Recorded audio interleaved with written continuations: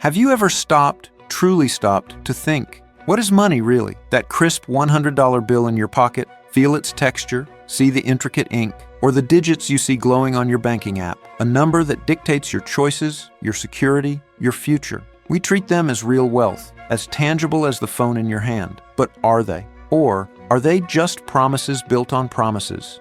A collective dream we've all agreed to have. Because here's the uncomfortable truth, the one that pulls the rug out from under everything you think you know. Most of the money in existence today doesn't actually exist. It's not printed, it's not backed by gold in a vault, and it's not created by men in suits in government buildings. It's created by banks, out of thin air, with a keystroke. And once you pull back the curtain and understand how this trick is really performed, you'll start to see the entire financial system, your savings, your loans, your mortgage, the very foundation of our economy, in a completely different and startling light.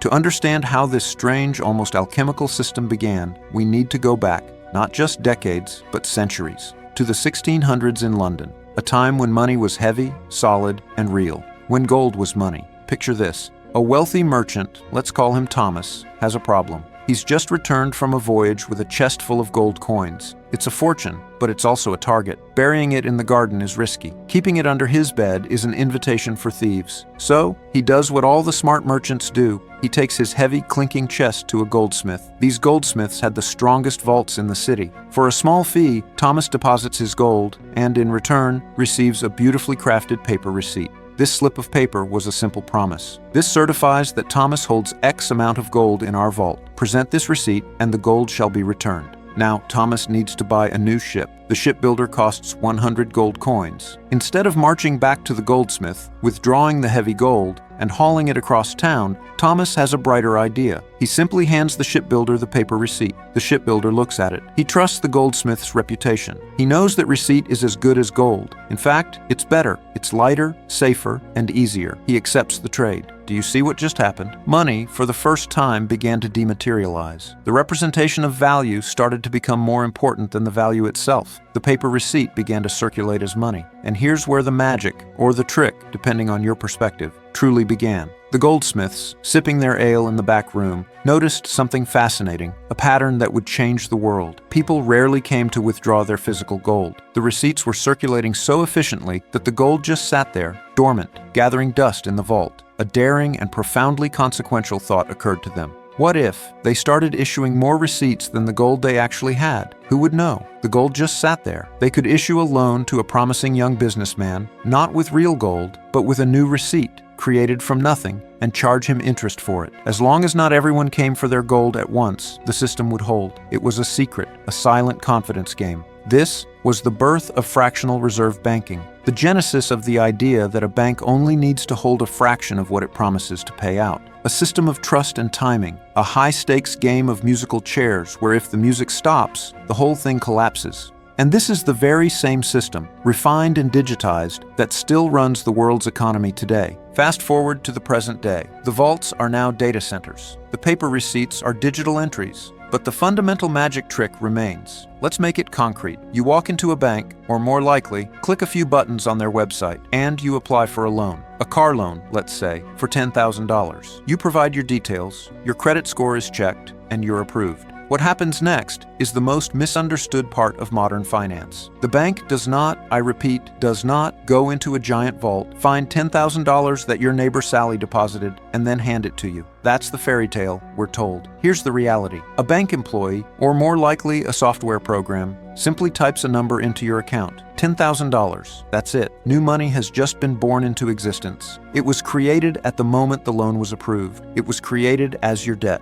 Let's break down this sorcery, step by step. In our system, money has two sides to its personality. It is simultaneously an asset and a liability. When the bank creates that $10,000 for your loan, it enters it on its balance sheet. For the bank, your promise to pay back the $10,000 plus interest is an asset. It's a future stream of income. It's valuable to them. But the $10,000 now sitting in your account is a liability for the bank. It's a digital IOU from the bank to you. You can spend it, transfer it, withdraw it as cash. So, in one single magical keystroke, the bank has created both a new asset, your loan, and a new liability, your deposit, out of nothing but your signature and your promise to work for the next 5 years to pay it back. This is why we say, in our modern system, money is debt. Almost every single dollar, pound, or euro in circulation today is someone else's liability. Your mortgage is your debt, but the money it created is an asset for the bank. Your car loan is your debt, but the money it created is an asset for the bank. This creation and destruction of money is the beating heart of our economy. When banks issue loans, they expand the total supply of money. When you and millions like you repay your loans, that money isn't moved somewhere else. It is literally extinguished, deleted from the digital ledger. It vanishes. Which leads us to a terrifying and inescapable conclusion. The lifeblood of our modern world, economic growth, new jobs, consumption, even government spending, depends on a perpetually increasing level of debt. We need people to take out mortgages, car loans, and business loans. We need the debt pile to grow, and if by some miracle or nightmare everyone decided to repay their loans tomorrow, the world's money supply would vaporize. It would collapse overnight, leaving behind a barren economic desert. The music would stop, and there would be no chairs left. Now, in theory, this system is a miracle. It fuels progress. It allows a young couple to buy a home before they've saved for 30 years. It allows an entrepreneur to build a business that creates jobs. It greases the wheels of commerce. But look deeper, beyond the theory, and you'll see the profound imbalance built into its very DNA. Because the ones who create the money are not the ones who earn it. Banks lend out digital money they conjure from nothing, with a few keystrokes. It costs them almost nothing to create. Meanwhile, the rest of us, the doctors, the teachers, the engineers, the factory workers, we spend decades trading the only non-renewable resources we have, our real time, our real labor, our real mental and physical energy, to earn that digital currency back. And we don't just pay back the principal, we pay back with interest. Think about that for a moment. The bank created the principal out of nothing, but the interest? That has to come from somewhere else. It has to be earned from the real limited pool of money already in the economy. This creates a silent, relentless siphon, a constant transfer of real hard-earned wealth from those who work for the money to those who are licensed to create it. And when this delicate, debt-fueled house of cards wobbles, as it did spectacularly in 2008, the system reveals its ultimate hypocrisy. The same institutions that created trillions in fake money in bad debt suddenly demand real bailouts. What happens? Governments, in a panic, step in. But governments don't have a vault of money either. So they do one of two things, or both. They borrow more money, going deeper into debt themselves, or they authorize the central bank to engage in quantitative easing, a technical term for creating vast new sums of digital money to buy up the bad debts. And yet, somehow, mysteriously, it's always the ordinary people who end up paying the price. This newly created money floods the system, chasing the same number of goods and houses. The result?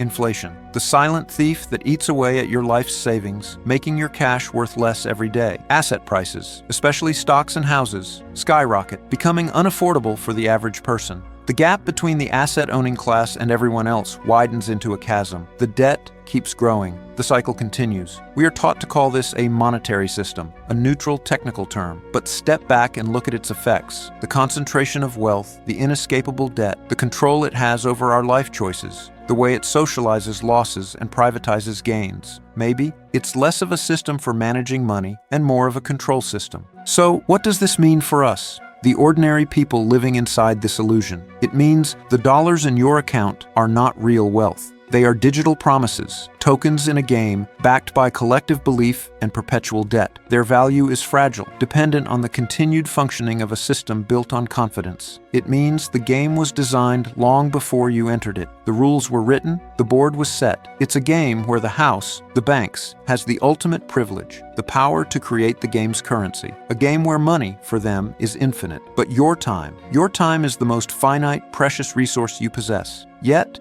there is a strange, liberating beauty in understanding the illusion. Because once you see the matrix, you stop playing blindly. You stop fetishizing the digital number in your account as the sole measure of success. You start asking a more profound question, not, how can I make more money, but how can I create more value? You see, real wealth is not the currency itself. Real wealth is what that currency can command. Real wealth is the freedom of time, the ability to spend your days as you choose, not as you must. Real wealth is knowledge, the skills and understanding that no market crash can erase. Real wealth is health, a body and mind capable of enjoying life. Real wealth is strong relationships and community, the support network that sustains you. Real wealth is productive assets, a garden, a skill, a business, investments that generate real goods and services, not just digits in an app. Chasing the number is a hamster wheel. Creating value is a path to genuine sovereignty. So next time you swipe your card, hear the familiar beep. Next time you open your banking app, watch the numbers update. Next time you consider taking a loan for a house, a car, a dream, remember, in that moment, the bank didn't just give you money. They performed the ancient magic trick right before your eyes. They gave you a glimpse past the smoke and mirrors, a glimpse into how power, influence, and control really work in our modern world. And that knowledge, that awakening, is the first and most valuable step toward true financial freedom. It's something worth understanding.